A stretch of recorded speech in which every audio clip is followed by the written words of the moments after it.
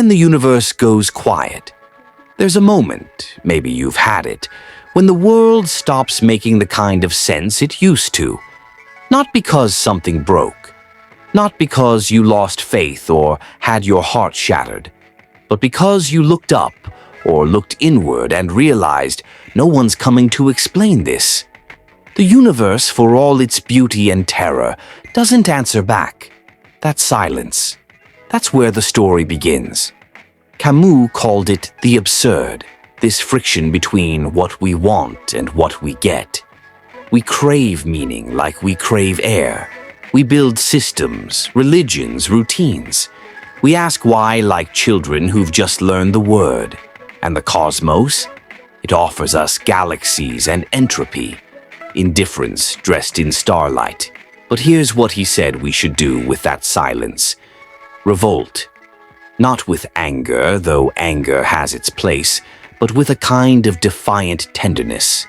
You wake up, you push the boulder, you know it will roll back down, and you push it anyway, not because you've been promised a summit, but because the pushing itself, the sweat and strain and momentary rest, the way the light hits the stone, that becomes your meaning, not discovered, created, in real time, with your actual hands. Sisyphus, happy, not because he's deluded, but because he's decided. Now let's sit with the existentialists for a moment. Different energy, same raw material. Sartre said, "You are condemned to be free." Notice the word, condemned, because freedom isn't a gift you unwrap with a smile. It's a weight.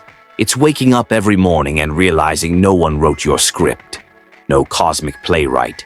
No essence handed to you at birth. You exist first, this body, this breath, this inexplicable fact of being here, and then you have to make something of it. You are the author, the actor, the director, and you can't call in sick. That's terrifying. And it's also the only door to authenticity. Kierkegaard, earlier, more anguished, more God-haunted, he knew this weight. He talked about the leap of faith, not as a rational argument, but as a risk you take when reason runs out. A subjective relation to truth. He was trying to rescue meaning through the personal, the inward. And whether you take his leap or not, he understood something crucial. You can't think your way out of existence. You have to live it. So which one fits your life? Maybe that's the wrong question. Or maybe it's exactly right, and you have to answer it the way you'd answer, what do I need right now, in this body, in this moment? If you're someone who needs clarity, who wants to stare the void in the face and not flinch, who finds comfort not in answers but in honesty, Camus might be your guide. His revolt isn't loud, it's lucid. It says, I see you, universe. I see that you don't care, and I'm going to care anyway. I'm going to build something here with others in solidarity, without the promise of permanence. The plague comes. We fight it together, not because we'll win forever, but because fighting is the meaning. If you're someone who feels the weight of choice like a stone in your chest, who wants to take responsibility not just for your actions, but for who you're becoming, then existentialism might speak to you. It asks more of you. It says, stop pretending you're just following orders, or fate, or your personality type. You are making yourself with every decision. And if you're hiding from that, if you're playing a role someone else wrote, you're in what Sartre called bad faith. You're lying to yourself about your own freedom. But maybe you're somewhere in between. Maybe you take Camus' refusal of illusion and Sartre's insistence on self-creation, and you weave them together. Maybe you add de Beauvoir's insight that freedom isn't abstract. It's entangled with others. That oppression is real.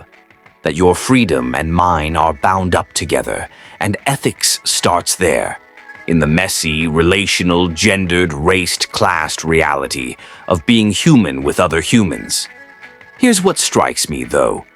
Both of these philosophies, absurdism and existentialism, they don't comfort you. They don't tuck you in. They don't say, There, it'll all make sense one day. They say, it won't. Not in the way you want. And that's okay. That's not a bug. That's the condition. And maybe that's why they endure.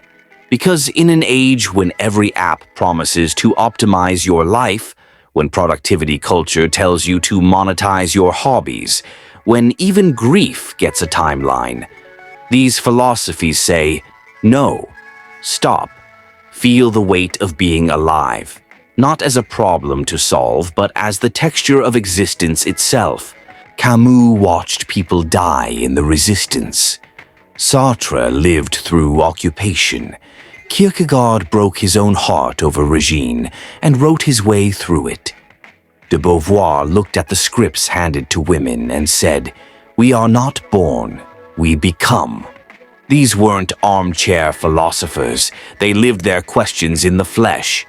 But let's not romanticize suffering. Let's not pretend that existential clarity is easy or always beautiful. Sometimes the weight of freedom crushes. Sometimes revolt feels like exhaustion. Sometimes you just want someone, God, the universe, your mother, to tell you what to do. And that's human. That's allowed. The question isn't whether you can sustain this intensity every moment. You can't. The question is, when the silence comes, when you're confronted with the gap between what you hoped for and what is, do you turn away or do you lean in? Do you numb it? Do you fill the void with noise, with work, with someone else's meaning? Or do you sit with it long enough to hear your own voice underneath? There's a line from The Plague that stays with me. Dr. Rieu, after everything, after the suffering and loss, says something like, "There's no question of heroism in all this. It's a matter of decency, of doing the job, not because you'll be rewarded, but because it's what you do when people are suffering. That's the ethic, not grand, not transcendent. Just here, just this." And maybe that's what both philosophies offer, finally. A way to stay present in a world that doesn't owe you meaning, but gives you the tools to make it. So here's what I want to ask you, not rhetorically, but really. What would it mean for you to live as though your life mattered, not because someone promised it would, but because you decided it does? And if that terrifies you, if it feels like too much, what if the terror itself is the sign you're finally awake?